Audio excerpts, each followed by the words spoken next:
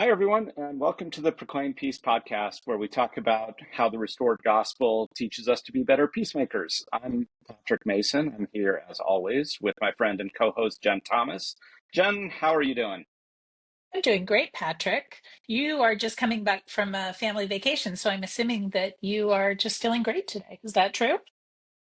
Yes and no. Well, it was a family vacation where I was also working, I will have you know. I was actually giving a series of talks about peace and peace building. It was lovely with some great people in Southern California, but we did take the family. And as anybody listening knows, anytime you go on a family vacation, when you get home, you feel like you need a vacation. So that's exactly where I am Yes. right now. And you're not one to talk sitting there in jolly old England, sitting there in London. Yes. I am in London. I am also not on a vacation. I'm also working, Right. but still, life is good. And one of the things that has come to mind as we prepared for this podcast, specifically because I have been away from home, is that as soon as you get, I think you probably all experienced this, as soon as you get sort of outside of your culture and your comfort zone, suddenly you start to see the world differently. And all of the things that support my life at home have become pretty much invisible to me. Everything from how I cross the street to how I buy my groceries to, just even solving problems. I had a medical issue this week and I had to figure out how to solve that. When you're in a different place, suddenly all the systems that are invisible at home kind of come to the surface. And you have to figure out they're made visible to you. And you have to figure out how to navigate them and understand sometimes the thinking behind them and how to make them work. And one of the things that's been really important to me on this trip that I've been very happy about has been the opportunity to sort of look through all of these systems that I'm suddenly seeing through a lens of peace and looking kind of marveling all the ways that particularly the culture that I'm visiting right now, and I'm doing a lot of historical work and seeing how things were in the past and how they are now, and seeing over time how this country has created systems to bring order out of chaos and in the process has become progressively less violent and cruel. So it's been a real treat for me to be traveling, and thank you to you, Patrick, for providing this lens for me to start to look through the world so much more through the lens of peacemaking, and particularly systems that promote peacemaking. Yeah, where I am going to draw the line, Jen, is when you come back and propose an episode of like all the ways that Henry VIII facilitated peace. I'm just going to like draw the line I'm right there. telling you, they're doing better. This is my whole point. It was super violent, and then they figured out ways to be less violent. All right, okay, good. So yeah, maybe this will devolve into a British history podcast. We'll see if we can forestall that. Podcast, maybe. But yeah, That will be our next season. I think we have spent a lot of time over the past many episodes talking about the different aspects of peace, the different ways that it works. It oftentimes works in our own lives, in our interpersonal relationships, those kinds of things. And and this is where peace, this is why we always ask our guests to define it, is because it means so many different things like love or democracy or liberal or all these kind of big words Yeah. that actually have lots of different definitions. And so really what we want to zero in today on is what you were just talking about and what you're experiencing being in a different culture of the different societal systems or institutions that can facilitate peace. Yeah, I think one of the things that I've been struck as I've been reading the Book of Mormon through the lens of peacemaking is that I think I've just sort of overlooked this to some degree in my previous readings that the Book of Mormon spends a lot of time describing government and sometimes the economic systems of the people that are at the heart of what is a really spiritual story. And I think some of those elements to me in previous readings have just been sort of like the Isaiah chapters. I just sort of gloss over this to get to where I'm really going, the sermon about Christ-like love or change of heart. And what I've realized this time is that this is a little bit counterintuitive. Why, if you had very limited precious space and it was really hard to transcribe records, would you use so much space and time describing systems if really what you were just trying to do was come to testify of eternal truths? And so, as I started thinking about that, one of the questions that I've asked myself is why this might be the case. Why, if the Book of Mormon is written for our day, would they have spent time describing systems and the way people moved through systems, reacted to them, how they broke down, how they got reconstructed? And what I can glean from this as sort of bonus material, particularly insofar as it relates to peace. Yeah, I think we see this cycle in the Book of Mormon. I think one of the maybe kind of subtexts in the Book of Mormon is that these eternal truths don't exist in a vacuum. Because as human beings, we don't exist in a Yeah, vacuum. We live in societies, we live yeah, in families. And so yeah. actually this is where those eternal truths play out. They're not just abstract ideals. And so we see this and maybe this is, I mean, this is somewhat speculation, but I think this might be why Mormon does give so much time to governmental systems and processes because he helps us recognize that over and over and over again that when the people are in a good place, when they've come to a point of sufficient peace and sufficient righteousness, then they set up healthy government systems. They sometimes look a little bit differently. They kind of tweak the form of those systems, but these are good systems that create more peace, cooperation, economic prosperity, and even righteousness. There's a kind of virtuous cycle. But then, of course, because they're human beings, they do what human beings do, and they sin. And so they throw a wrench into some of those systems, and actually, they even deconstruct some of those systems that had been serving them quite well. So the peace starts to break down. They actively destroy the systems of government. This exacerbates the conflict and destruction. So now we're in a vicious cycle.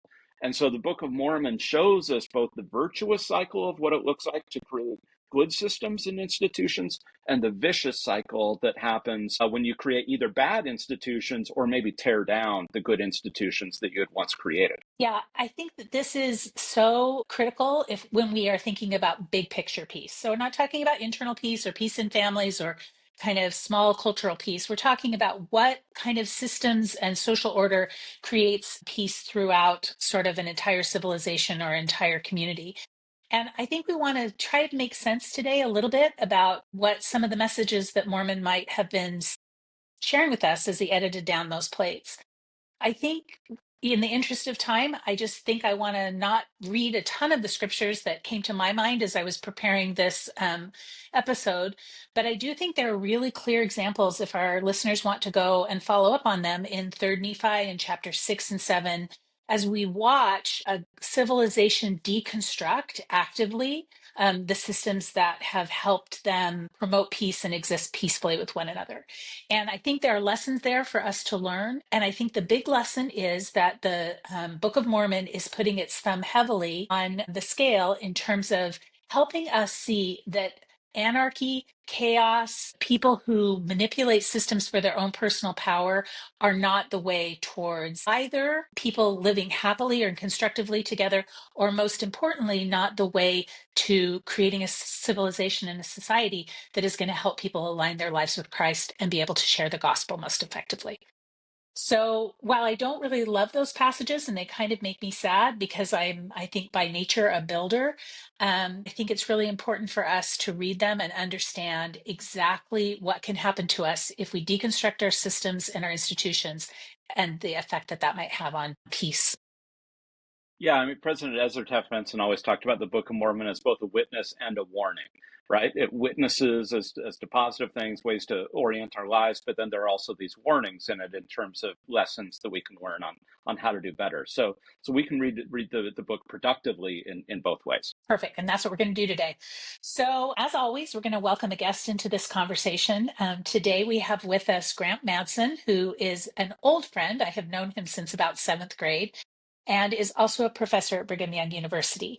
He's a historian of U.S. political, intellectual, and economic history, and his research focuses specifically on American political institutions, both inside and outside the United States.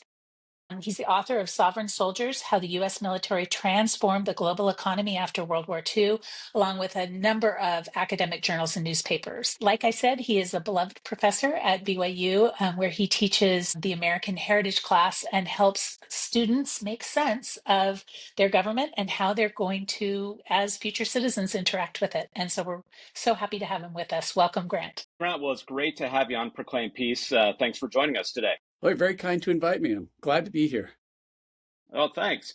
Well, we always start with a deceptively simple yet naughty question. Not naughty as in like naughty and nice, like Christmas, but Knotty. But hmm the question is, how would you define peace? Yeah, so I think this is a really interesting question. Obviously, you've devoted a whole podcast to it. So, and I've listened to a little bit of past podcasts, and I get why you start with this question because it sounds like everybody's had a little bit of a different answer to this kind of a question. I guess in my mind, I draw a distinction between social peace and individual peace. And maybe that's what other people have done, but I think most of us understand individual peace to be something like there is no internal conflict. Some people might call it flow or different sorts of similar kinds of terms to capture this idea that I'm in alignment. All of my emotions, my goals, my mind, we're all kind of headed in the same direction. Socially speaking, and especially in the realm of political philosophy, peace is really simply defined as the absence of war, right? So when there's no violent conflict, then you have achieved peace. And you want to draw that distinction in political philosophy because there is a difference between having no conflict and having no peace, right? So a lot of the Anglo-American political tradition is all about figuring ways to allow for maybe a maximum amount of conflict while nevertheless preserving as much peace as possible. So I think that's why it's important to kind of draw the distinction between maybe if we're talking about social peace or individual peace. So let's talk really quickly. We want to get a sense of you. You are a professor of American history and are a fairly popular teacher of the core American Heritage class at BYU. Okay, so let's just stop right there. So popular is a very kind way to say it, right? So BYU, the alumni magazine did a survey of alums of BYU and asked what was your favorite class. And I was very happy to see number 3 on the most, the best classes, the most popular class. American Heritage was on that list. It was number 3. But then they asked, what was your most hated class at BYU? And American Heritage made that list as well. That's So okay. That shows you're when you say, challenging. no, so when you say popular, let's say memorable, but let's leave it kind of open-ended as to whether that was a good or a bad memory. It was the Well, best of I times. It was actually the think worst that of lines up times. pretty well with peace. Yeah, That's exactly. exactly. Thank you. Yeah, Yes. Dickens captures American heritage perfectly, right? So I think what that tells us is that you understand how government systems and public institutions work, right? And also, just basically through this introduction, you've shared a little bit about how in the again, American tradition, robust institutions can sometimes be productive of peace, right? So we did talk in a little bit in our intro about how sometimes institutions are invisible to us. And so we wanted to start by having you share some of your perspective on what they do for us as citizens that we might not always see. How do they create peace? Okay, so this is also a really thorny, or what do you say, naughty question, Yeah, right? Like, we and it specialize in actually those, is a by the way. little, shame, naughty, Yeah. you know. So because institutions, I mean, though you can't see behind me maybe, but there are a bunch of books up on that shelf. They're all about how we understand institutions. And institutions, I mean, the sort of the first thing to say is they are invisible to us because they answer the question we never really want to think about, which is, how am I supposed to do this? So whatever this is. So institutions have that function of, so it's everything. Some people define institutions very broadly to be things like the economy, like writ large, like capitalism as an institution. So capitalism answers all these questions like, well, where do I go to find stuff that I need to survive? How do I get a house? How do I get a car? How do I, all of those things. Or some people define them much more narrowly as in like what we would call formal institutions. When I go down to the DMV, what line do I stand in? And how do I end up with a driver's license? Anyway, so institutions and institutions are a little bit like referees in sports, right? They're functioning best when they are invisible, when we're not thinking about, what am I supposed to do here? I don't know, because the institution has done its job of telling me already. It explains this is what you do, this is how you perform, and so on. So let me go back. Okay, so this is one thing I do want to talk about, and I hope we don't derail things here. But look, I want to go back to what I said about the Anglo-American tradition and conflict. Because, and this, you'll see, bear with me, apologies in advance. We'll eventually get You'll around get to the there. part of this, so there is an assumption in most social institutions about human nature and what it means to be human in some kind of fundamental way, especially if it's a really big institution like the economy or like government. And in the Anglo-American tradition, the assumption is people are deep down a bit loathsome. The idea that we can all come together and be unified and agree about stuff and get along is pretty illusory. And so the job of the institution is to start from the premise that we will have conflict pretty much always and try to figure out ways to get that conflict to be ideally productive, but if not productive, at least not destructive, right? Now, there's a different tradition, at least within Western history, and we call it continental. And continental just refers to the part of Europe that is a continent. So in other words, everything except England. I guess Iceland, but no offense, Iceland, we really don't think of you as Europe. Okay, so England is not continental. And so you have the continent that's Germany and France with a little Italy and maybe Denmark or Holland, whatever. So, okay. And that tradition starts actually from the opposite premise and says, actually, people get along really well. It's the institutions that cause the conflict. So there, the idea is if we can just get the institution right so that it isn't creating conflict with people, then you'll have essentially a utopia, everybody will get along and so on. So the US Constitution, capitalism, they're all the Anglo-American tradition. And capitalism is like the classic example. Adam Smith's invisible hand, he says just outright, like, look, you think you're a better person if you're altruistic. You're not. Be selfish. Go ahead and pursue your own selfish ends, and the invisible hand will take care of everything and actually will do a better job than if you planned the society. Whereas the tradition that gave us Karl Marx and socialism generally and so on tends to be more continental. And it says, how can you have a system of competition lead to something utopian, right? We have to get rid of something like capitalism. And once you get rid of that, then you have the utopia. Once you get rid of that bad institution or that bad thing, then you have peace. And that was your question, right? So what's the relationship between institutions and peace? Well, the answer is it depends on if you were born in France or London, and if you were born in Paris and you're a radical, your answer is, well, you got to get rid of the bad institutions because that's what's causing all the conflict. So you're constantly thinking of how to jettison, whatever the existing institutions are because they're to blame, But alternatively, if you're in this Anglo-American tradition, you're like, it's just people are loathsome. And what can you do, right? So let's do the best. Let's meander the best we can through whatever we have. And let's hope that what we end up with is productive, but at least not violent. If we can keep it from being violent, then that's good. And so those are the two big answers to your question. So, what's really interesting to me hearing you talk is that I think I approached this whole episode from a very distinct perspective that institutions are good, right? And maybe that's just because I'm super Anglo-American. I am American. I am sitting in London as we speak, but so I'm playing to type. But when I think about institutions, I tend to think about them as, again, like you said, sort of a mitigating system, a system that allows people to live together in harmony and figure out ways to resolve their problems that allow them certainly a maximum amount of freedom, but that also keep them from sort of pushing that freedom onto and destroying other people, right? So that's sort of how I tend to think about it. So it's really interesting to hear both. Yeah, right. No, it's true. I mean, it's kind of hard to wrap your head around the other way, but let me say this just as an aside. Almost all religions are continental, right? That the idea, and this is kind of in our own faith tradition, right? Like the millennium comes. Why? Because Satan is bound. So you get rid of this really key component of the institution called Earth life, and you change it in this fundamental way so that we are no longer tempted. And once that's gone, you just have a utopia that emerges almost naturally. In fact, almost all social institutions then disappear because we all just kind of spontaneously behave righteously. And I think that's, I know you want to talk Book of Mormon stuff. I mean, that seems to be, roughly speaking, Fourth Nephi in a nutshell. It's like if you have a big enough event that sort of fundamentally changes everything, then you don't really need any other institutions, or you don't have to have anything mitigating conflict because everybody just gets along, right?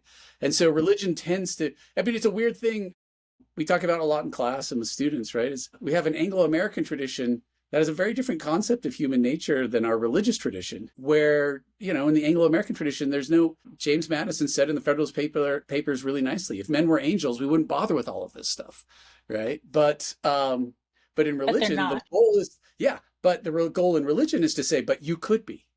right? So Hmm. let's figure out how you can be an angel and then everything will be fine, you know? And anyway, so there's this way in which religion tends to fit that continental approach more than it does this Anglo-American approach. Yeah, this is so interesting to me, and it really matters where you start from, right? And what your beginning assumptions are. This conversation makes me think about a classic article from the early 1970s. It's old. It's by an Israeli scholar called Charles Levin. Excuse me. It's called "Extremism as a Religious Norm." And he argues, actually, it sounds very much in the kind of Anglo-American tradition. He says that actually the default for every religious tradition is extremism. Why? Because Yeah. religion calls on everything. It calls on your total commitment. It calls on everything from you. So he says it makes sense then why religious people end up being violent, extremists, and other things like that. So he says actually the key, what religious institutions do is they restrain the extremist impulse within themselves. They provide the kind of Mm. guardrails that prevent and moderate even some of their own most extreme impulses, or the impulses that can be taken to an extreme. So it's an interesting argument. So I wanted to ask you, Grant, and you already started to touch on this. Right. Where do you think the Book of Mormon falls on this? On the one hand, you've got Fourth Nephi, which you mentioned. On the other hand, the Book of Mormon, especially certain parts like Abinadi, have a fairly dim view of human nature. Where does the Book of Mormon tend to go, or maybe the answer is it pulls in both directions at once. I don't know.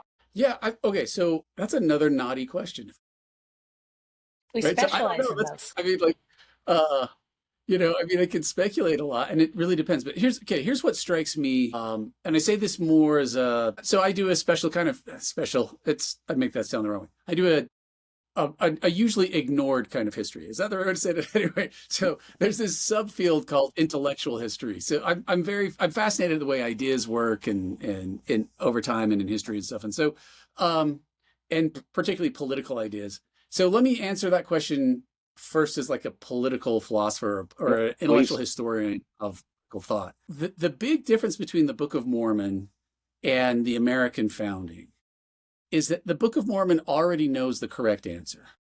And the correct answer Mm, is follow God, mm. right? So the tension in and again, I'm treating it like literature, which is not how I feel, Yeah, right, religiously, right. whatever, but just anyway, Just the text itself. right? So Yeah. yeah, right. So the plot is fundamentally driven by will the people pay attention to the right answer, right? The founding worked from the opposite direction. We don't know what this is going to turn out to be. We don't understand, I mean, at that point, will this be a continental nation or will it even survive, right? And is it possible to unleash these typically destructive passions of the human heart, the desire for wealth, right? The desire for power, the desire for equality? Can you have a society that isn't fundamentally structured by hierarchy? These are like open-ended questions, and what they're trying to think through is we don't know how this is going to work out. So what's the framework that will allow this to work out in some direction that might succeed, right? And I think to some degree, keep the peace and keep Yeah, structural right. integrity That's underlying the exactly experiment, right? So that's right. you've got to Structural have a integrity is critical. framework, Yeah. yeah, that allows everything to hang together while you experiment. And knowing already what some of the questions are going to be, right? So, I have the good fortune of working with Patrick's brother, Matt, who is one of the best scholars in the country, I think, when it comes to the question of slavery in the early American Republic, right? So they already knew, the founders knew, this is going to be one of those thorny things that we have to work out. And we don't have the answer, right? They intentionally punted it to the future to try to figure out for subsequent generations to try to resolve what they could already see was going to destroy the structural integrity of the nation, right? So they don't have that answer, and they don't know how things like slavery are going to work out. Will the whole nation become a slave nation, or will slavery disappear? Or and there's disagreement on that question. So that the question, so that the government question is already different from the get-go. So in the Book of Mormon, the way you solve political incohesion is the word. You preach, right? And the prophet shows up and says, in kind of the standard Hebrew tradition, the nation will fail unless we return to our God. But the founders, they may have thought that, but they were open to the possibility that they weren't sure whose God they needed to return to, right? Mm-hmm. So there's a little more flexibility as to what the right answer would be. And so we kind of paper over that in some ways today, where we say, well, they all believed in God, right? But that minimizes the religious differences felt between a Jefferson and an Adams, or a Jefferson and basically anybody, right? He had his own Right. very unique take on religion, right? And we just say, well, but they were willing to say essentially, we are not sure, who knows what this is going to be. And this goes back to the way we talked about institutions before, which is they had, and I think Americans, I mean, this is what we don't even see about ourselves, is they had a notion of conflict as potentially productive, right? And this is, I think this is probably, and I could be wrong, but I think this is where you guys are headed in the podcast and this question of peace, right? Is you want peace, but you don't want culture or a civic culture, I guess I should say, that is just dormant. Because you can get peace through death, right? But you don't want that. You want a vibrant political culture. And to be a vibrant political culture is to really, get this square peg through this round hole, right? Which is, how do you have conflict that doesn't result in violence? Because conflict can actually be productive in a political arena, an economic arena, and other kinds, in an intellectual arena, so on. Yeah, So and anyway, that's the main thing, right? So the founders, I think, had this notion that conflict could be productive. and we talk about this a lot, like you said, because I think we both believe that conflict is productive and is necessary. It's sort of one of the big reasons that we're here, actually, I would argue. And I think the other thing you talked about, society being dormant, I also think you can have a society that where there's an absence of conflict. So there's an absence of violence, there's sort of social peace, but there's still an enormous amount of oppression. There's an Right. enormous amount of injustice. There are whole swaths of people that aren't able to kind of exercise their full range of agency. And so definitely, I think the pathway that we're looking for is a pathway towards peace that is robust, that is just, and that allows for people to kind of thrive and flourish. And so I guess Yeah. one of my questions is, if seeing that the Book of Mormon system is different, and I really like you pointing out that they sort of knew the end from the beginning and they knew the answer, and that answer cannot be true for us because that's Christian nationalism, right? We don't, right? That doesn't work for Yeah. us. Right. But what are some of, I mean, are there elements of governance in the Book of Mormon that and the systems that they set up that you think we can take from this book as harbingers of what we should try to strive for and adhere to within the confines of our system, which is Yeah. not So, religious, right? yeah, right. Well, I mean, look, the obvious answer is secret combinations, which, again, in James Madison's framework, early Republic, they would have just called that a faction, right? It's a group of people who have come together to promote their own interests over and against the general good, the common good. And the Book of Mormon is an obvious. I mean, just the whole last third is a giant. Here are the red flags with faction. Right. This is what it looks like. This is how it functions. Now, again, I would say, we don't really know how government worked. We know it was kind of a popular sovereignty at times, and we know that there's some kind of overlap between what we call the judicial function and the executive function, maybe even the legislative function, that kind of stuff. And there seems to be something like federalism in that people can just go to a new town and set it up however they want, but it's not clear what that relationship is and stuff. I mean, I will say that, so I would say it this way, I would say the warning about faction is really good. But then I think that the counter warning that comes from the founders is also good, which is, just because it looks like a faction to you doesn't mean you don't look like a faction to them, right? So again, like one of the challenges in the Book of Mormon, it's clear who the factions are. It's anybody that Mormon says, well, these are bad guys, right? And so you're like, oh, okay, they're bad guys.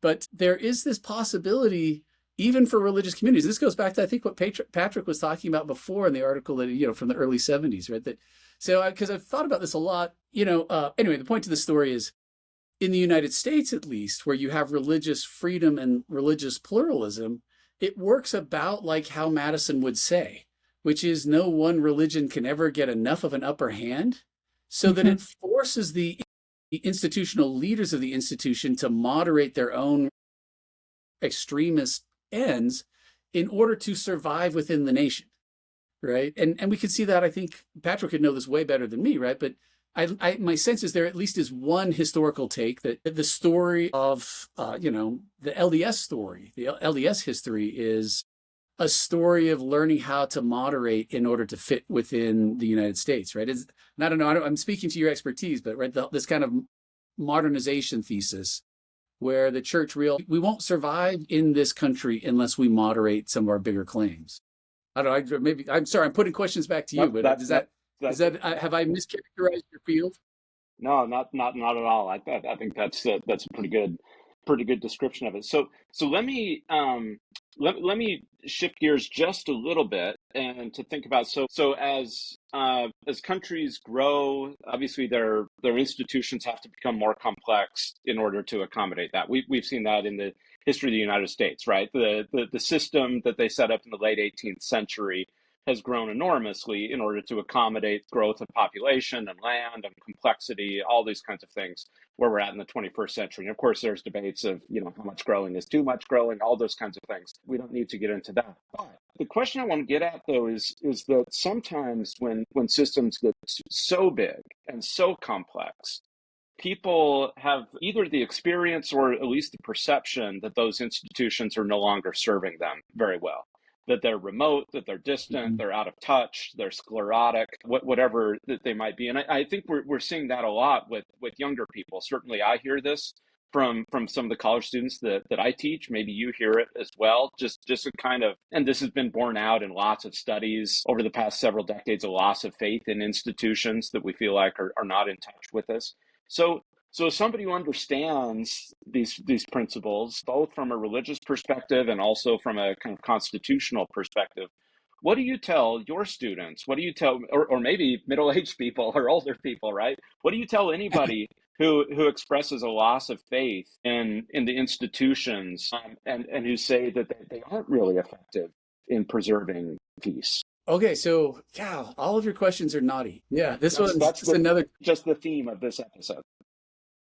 So look, okay, so I'll give you what I think is the historian's answer, although I'll say most historians I know disagree with me. So can I say this historian's answer? I don't know. Yes. I tend to be more Pollyanna. Conflict is good, Grant. What's that? Conflict is good.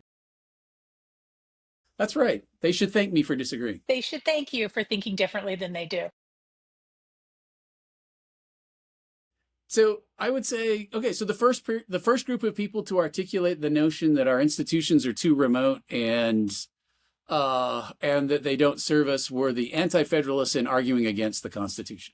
So in other words, the argument against institutions has existed literally longer than the institutions themselves. And so in some ways, I would say to my students, lovingly, patiently, you guys are kind of cliches. Right? But it's a good cliche. It's a rite of passage. To not have felt like institutions are ignoring you is to not be American, right? So it is it's as much a part of our tradition as anything else. And this leads to, so I said historians disagree with me. So there are a handful of historians that do agree with me. And we would say collectively something like, the anomaly is not distrust. The anomaly is trust.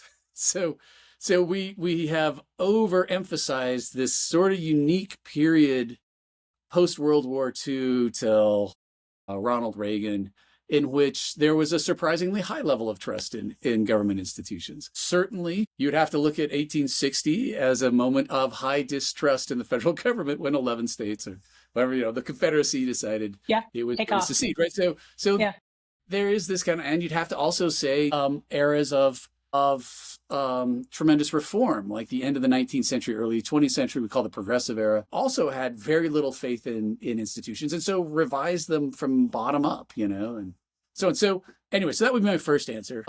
I would say if we were to be a little bit more complicated, I always, and again, I would try to say this lovingly, but I would say to my students, your issue is you have daddy issues, and this comes from a scholar whose name I've forgotten, but he teaches at Columbia, and if I remember it, I'll say it. But anyway, so the point of the story is vastly overemphasize the value and importance of the president. The president is not the most powerful figure in the Constitution, even though we say, the most powerful man on earth, hopefully someday most powerful woman on earth, right? Whatever. But the Constitution wasn't designed to empower the president.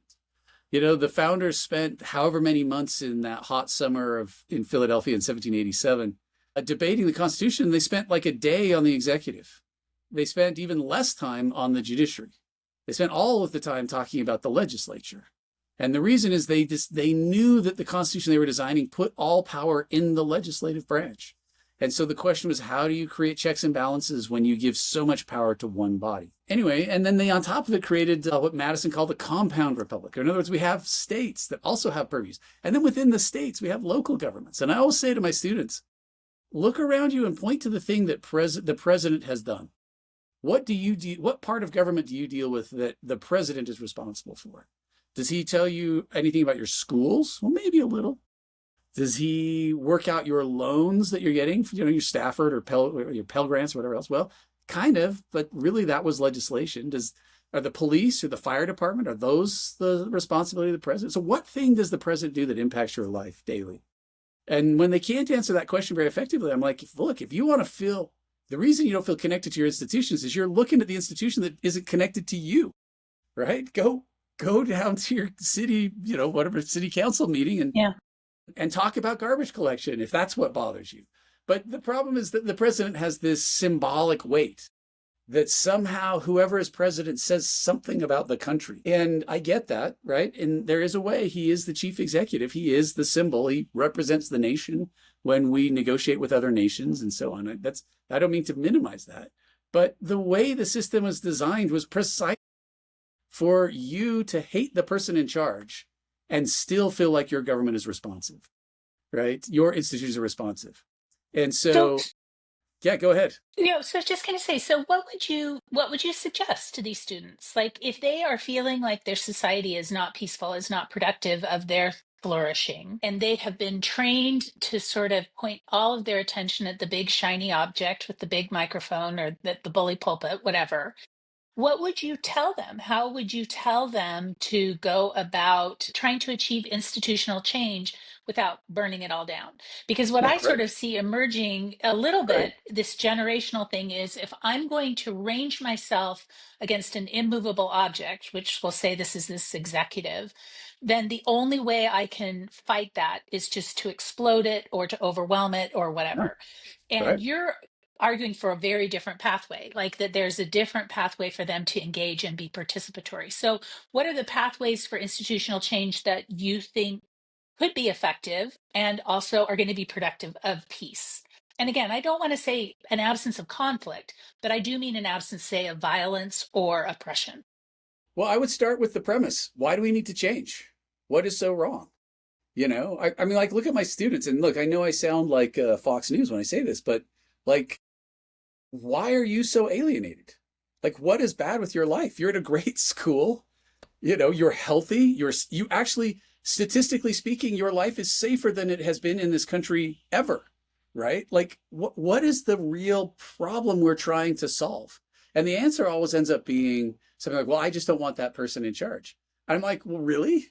You're going to burn it all down because you just don't like that person who has no effect on your daily life? I mean, so I would say I offer up a version of what I think is called the Serenity Prayer in Alcoholics Anonymous, right? Which I'm going to get wrong, but it's something like, give me the power to change those things I can change, to not try to change the things I have no control over, and the wisdom to know the difference, right? And the question is something like, okay, what are the things you can change, and why would you bother changing? Right? What is the thing that you're so upset about in your life? I'll be like, look out the window and tell me what's so terrible. What are you seeing that you're so upset about? Now, look, that is not to minimize that there are people who are in dire straits, I think have really great claims to want to change some things, and that's fine. But start with that question. What is so terrible? Let me say this. This is a big point I try to make with my students, and hopefully I can do this well, because I don't think the students ever hear me. So I think Patrick understands what I'm saying. Like, you can say whatever you want to students. It's an open-ended question what they hear. Anyway, politics the reason people don't like politics is fundamentally politics is presumptuous. I presume to know how you should live your life better than you know.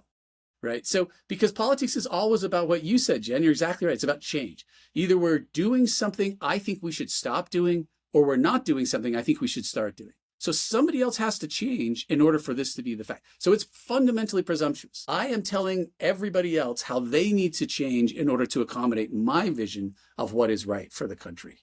And so, look, if you recognize that, then it is really important to start with this question. Well, what is so terrible? Because I'm actually asking people to do something for me, right? I don't like what they're doing. They got to change for me. So why is it so terrible? What is the thing that I think is so terrible? And if my answer is I just don't like that person who's in charge, or I just don't like that party, I just don't like those guys, I want them to go away. Well, it's a big ask to say, hey, I just don't want you to exist, right? I don't want you to ever be around, right? That's, and if someone asked you to just go away and not exist, I mean, how would you respond, right? So anyway, that's what I try to come back to a lot is like, remember, you think that just by virtue of telling yourself you're right, that everybody's just going to bow down and be like, oh yeah, you got it, you're right. But to this point, there's conflict, there's disagreement, and it's a big ask to tell somebody they have to change because you think they have to change, right? And I think if you frame it that way, sometimes students are like, oh yeah, okay, maybe a little bit more humility would be a good approach. And maybe a recognition of things are actually pretty good. I don't need to burn this down, because if nothing else, it was good enough to produce me, right? Yeah, they can still have an ego because it generated them, And this isn't a question per se. To me, I feel like one of the things I worry about burning down the institutions is that the institutions are the ways that we have used to mitigate that tension. Right. If Patrick and I are in direct opposition about what we want to see happen, an institution, and whether it's the economy, whether it's the academy, whether it's, the justice system, whatever it is, there's a mechanism for Patrick and I to go head to head and say, how are we going to resolve this conflict peacefully and according to set rules that we've agreed on going in? Right. So that, because of that, I am to some degree kind of a strong institutionalist because I think institutions are the ways that we can manage conflict and hopefully have it come out productively. Yeah, right. So I totally agree, right? I mean, so I'm just saying the same thing you said in different words, but right, you can't replace something with nothing, right? It's one thing to say this institution doesn't work, but burning it down means, okay, now what, right? And then you have to really be like how we started. You have to be some kind of a continental thinker in which you say, well, once we just get rid of the institutions, things will spontaneously emerge that will be peaceful and so on. But I'm so not a continental thinker. Yeah. Don't believe that. We have some kind of sad experiences with how that turns out, right? Starting with the French Revolution and ending in the collapse of communism, right? So I don't really think it works. Not buying into it, Grant. I'm not trying to advocate, I'm just got to say the burn it down approach tends to end with something like the French Revolution, right? With blood running in the streets and everybody guillotined and so on. So as we talk about institutions, I'm sitting here thinking institutions are real, but they're also made up of people, and maybe now they take on a life of their own. Maybe we can think about the way that they have their own autonomy, but they are fundamentally made up of people. And I want you to think through or help us understand, especially coming back to the Book of Mormon, what lessons can we learn? Again, recognizing that the societies that it describes are different in many ways than our societies, but what principles can we glean? And I'm interested both about leadership and citizenship here. And you've talked about, hey, don't just focus just on one person, right? Out of a nation of 300, however many million people we have in this country. Don't just focus on one. So I want to think about the way that leadership and citizenship work within institutions. What can we learn from the Book of Mormon about this? Well, okay, so the Book of Mormon wants to tell us that institutions are only as good and promoting of peace and righteousness as the leaders. And this is I think it was Hugh Nibley that said, if you want to understand the Book of Mormon, you don't think of it as a New Testament book, you think of it as an Old Testament book. So, and again, I'm treading in your territory, Patrick, but I think what he's trying to say is when they talk about the Nephites being good or wicked or whatever else, in the same way Israel was good or wicked, a lot had to do with what was the king doing. And if the king was a righteous king, then the people tended to follow in righteousness, and the king was wicked, then the people, so you can kind of summarize the whole nation by looking at the royal family.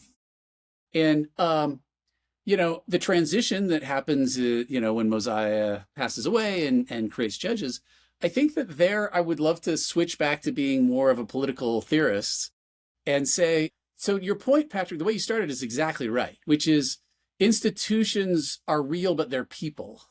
And so what I think people that work sociologically and historically with institutions would say is, the habit forming principle that underlies institutions. So again, institutions answer the question, how do I behave in this situation? How do I behave in that situation?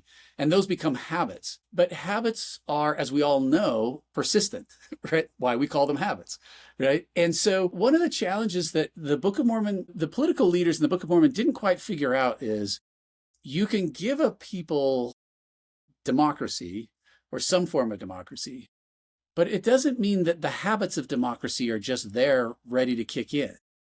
And so what we see by the end of Alma, but all throughout, is this tendency, even though there is a popular sovereignty, there's this desire to go back to kings, and particularly by people who want to be king, right? So again, this is a very people standard. who want to have someone else tell them what to do. I mean, there's Yeah, sort of, right. again, there's this combined factions of people who want to oversee everyone, and people who are like, yeah, that works for me because that person will help me, right? Yeah, right, exactly. Or, we can achieve peace through order and Yeah, hierarchy, yeah. right? So you get a very, I can you talked about impose this earlier. peace.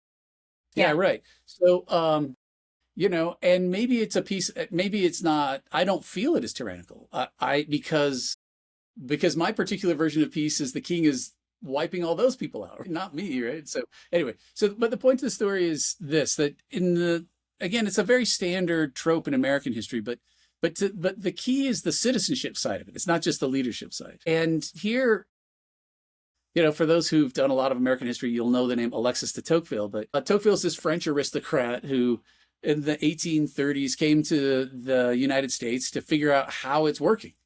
How is democracy working? So democracy in America. And one of his key insights is that he, and it's a great insight. He was like, look, democracy and the whole principle behind democracy pervades everything in this country. It's not just a system for choosing the leader of the nation. This is how people resolve everything. And it makes me think of it was a very privileged position to be in charge of when we got to go to lunch when I was in first grade. Right. So the lunch monitor was a really coveted position. And so how did we resolve who got to be lunch monitor in first grade? We voted. And the point is that instills very early the habits of democracy. So out of this comes a whole lot of stuff from one of your neighbors in Boston, Jen, a guy named Robert Putnam. And it's this idea of social capital, but this idea that democracy functions best when there are things like MWEG or other sorts of, we call them civic associations, where the habits of democracy are practiced. So that when it comes time to an election, even though my preferred candidate lost, the legitimacy of the election itself still feels right, And so a big answer to this question, or this institutional question, is you want democracy practiced at all levels. And this is where, when I look at the Book of Mormon, I mean, who knows, right? We don't know a lot of what's going on behind the scenes. But part of, again, a political philosopher would show up and say, well, here's why you keep having recurring people trying to seize the throne and be king and to break into factions and so on, because the spirit of democracy hasn't pervaded everything. There's still a very hierarchical way of looking at the world, that just because you choose the ultimate ruler this way doesn't create a culture of elections as legitimate. That's fantastic. So I'm Thank also you. going to argue that there's a spiritual component to this, in the sense that I really do believe that people who, and I don't necessarily confine this to Christianity because I do a lot of interfaith work, and I see this with people across faiths, who tend to be deeply and genuinely committed to their faith in sincere ways, not in ways that seek to control or kind of coerce other people. They tend to also be committed to processes that don't dehumanize, processes that care for their neighbor, processes that elevate the value of an individual.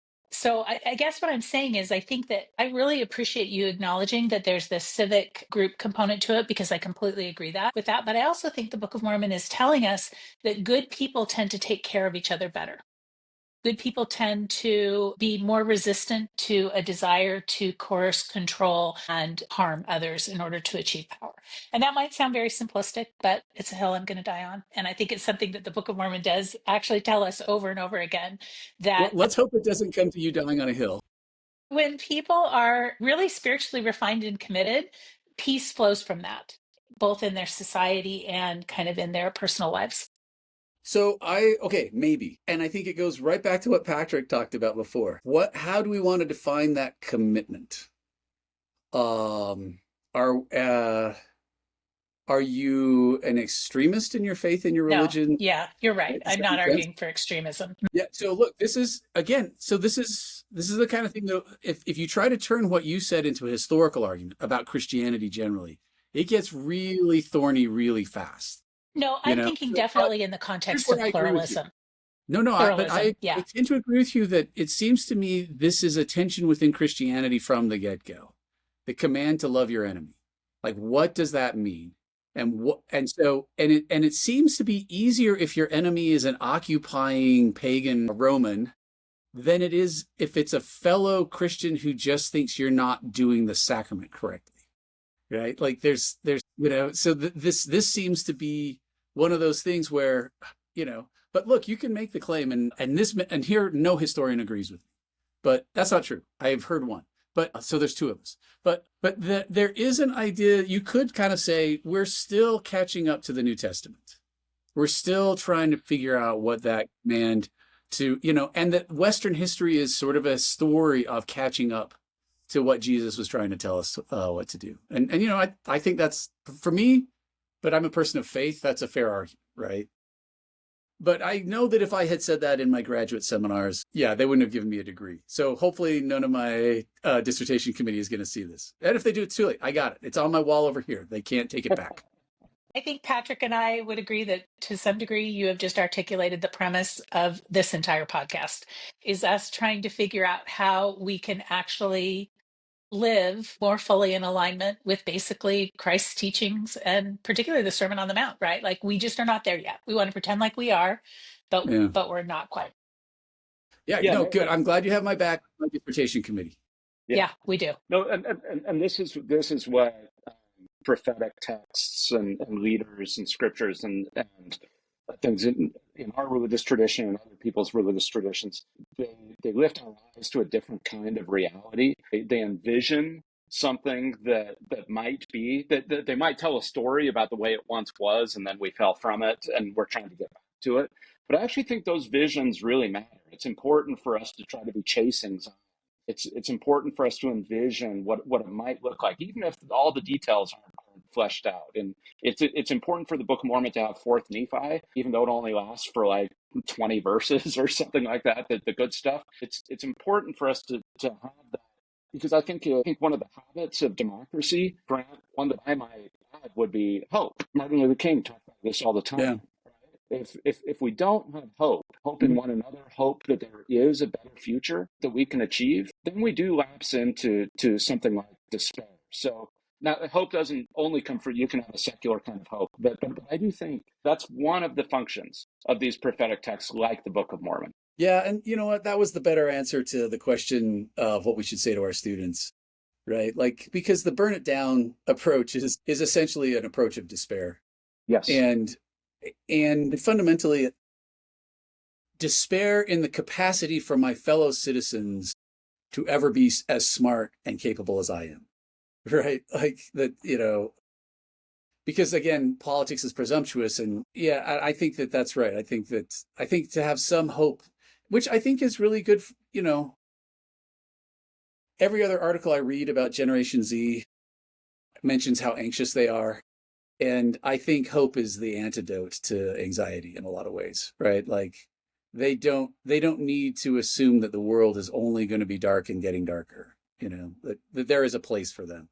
And I think with students and young people especially, But I would say that to all of the people who the day after the election investigated what it takes to immigrate to Canada, right? Like, have some faith in the institutions. At the risk of telling a story that has no relevance to anything, uh, I um, this is a class of American Heritage. So I have 1,000 students usually. That's not. I start with 1,200. I convince about 200 to drop. So I get about 1,000 students. And one of the nice things about the technology in the classroom is there's an app on their phone, and so I can put a question up on this giant. So I'm in this big auditorium, and I can put a question up on my PowerPoint, and then they can use the app and they can answer the question in real time. So I can say, what do you guys think about this? And then they all get out their phones and they answer it, and then percentages. 70% of you picked option A, 4% B, and so on. Okay, so with that in mind, after I teach the Constitution, so we talk for a week and a half, 2 weeks about the founding and how we build the Constitution and the Bill of Rights and all that kind of stuff. I will conclude that by saying, how many of you think that on the whole and in general, democracy is a good system of government? And the answer is usually like 96% say good system of government and 4% just accidentally fat fingered the wrong answer, right? So I'm pretty sure it's 100% think it's okay. So then I say, think back to the last time you personally or your preferred candidate lost. Which of the following is the story you told yourself in order to make sense of this loss? So option A, actually, the people were right and I was wrong. Either I or my preferred candidate was the inferior candidate in some important way. Okay, that's A. B, the press misled people into voting for the wrong person. Option C, the person who won cheated or rigged the system in some way. Option D, people are stupid and will vote for anything. All right, so now let's look. There are probably other options, whatever else, but these are the ones I give them. So now I get the results. And again, it's like 2 or 3% say the correct person actually won, the better candidate actually won. And the other 97% are all in these other things. And so then I say to them, look, you said in your first answer, democracy is a good system. And in your second answer, you said things that, were they to be true, it is fundamentally a disaster, right? People are easily manipulated. The system is easily rigged, or people are so stupid they will vote for anything. How do you resolve this? And I think that resolving that is the question that's probably underneath a lot of what you're talking about on this podcast, which is we want to have faith in the institutions, and yet we are so angry when they don't do what we want them to do, and so our first anger is at our fellow citizens. How could you have done this to me? And then when it turns out they're actually okay with having done it to me, then I'm angry at an institution that would have allowed them to do it to me. And so one of the key questions that Patrick's asking about citizenship is, how do you actually get to the point where you can answer A? Actually, I was wrong. The people spoke. And there's a lesson in that for me. And that's what you hope elections do. You hope that they don't just inspire resentment and anger. You hope that if you're on the losing side of an election, it actually causes a moment of reflection to say, okay, the citizens have told me something about myself, and now I have to decide whether I want to listen. I think that's a really hard lesson, but one of the core lessons of democracy. I love that. Thank Well, you. thank you, Grant. Yeah, it has been so great to have you with us. We really appreciated your insights and wisdom. We close this podcast out every time with a corollary. The question is a corollary to the one we open with, which is asking you and where you go to find peace. Your first answer was definitely more about how societies find peace, but I'd love to hear how you personally find peace yourself. Well, no, you're going to I'm going to give an answer. It's such a cliched answer. That's okay. Cliche is great. No, this is the role of faith in my life, right? This is where the peace comes, and like the Serenity Prayer says, right? Like the one thing I can control is to some extent my own heart, right? And whether I choose to live in a place of resentment and anger, or whether I choose to live in a place where it's not easy, right? Like peace is incredibly hard to achieve, at least for me, on a personal level or a social level, whatever else. And I believe even on the personal level, conflict can be productive, right? But well, I'll say it this way. I know a guy who would say to me all the time, when I pray, I am in truth, all else is dogma. And I think there is something in the when you pray or when you search for connection to God, you can find peace. And then when you try to go about living your life, you get stuck in all this dogma, all these institutional practices that you're like, is that good? Is that bad? I don't know. It doesn't feel very good, but I guess I got to do it, and all that kind of stuff. And no one agrees with me. Why won't they just listen to me? That kind of stuff. So maybe so I guess prayer would be the I don't know. I'm sorry. I feel like it's such a cliched answer. I don't mean to Nope. be that way. There's a good answer. Yeah, thank you, Grant. I learned a lot from listening, and I love the way that you framed a lot of this stuff. So thank you. Yeah, it was Yeah, really my great. pleasure. It's a lot of fun. Thanks, everybody, for watching today. We just want to remind you, as always, to subscribe to the podcast, to rate and review us. We love hearing feedback from people, so please leave feedback. You can email us at podcast@mweg.org. And we also want to invite you to think about ways that you can make peace in your life this week. Thanks again for watching, and we'll see you next time.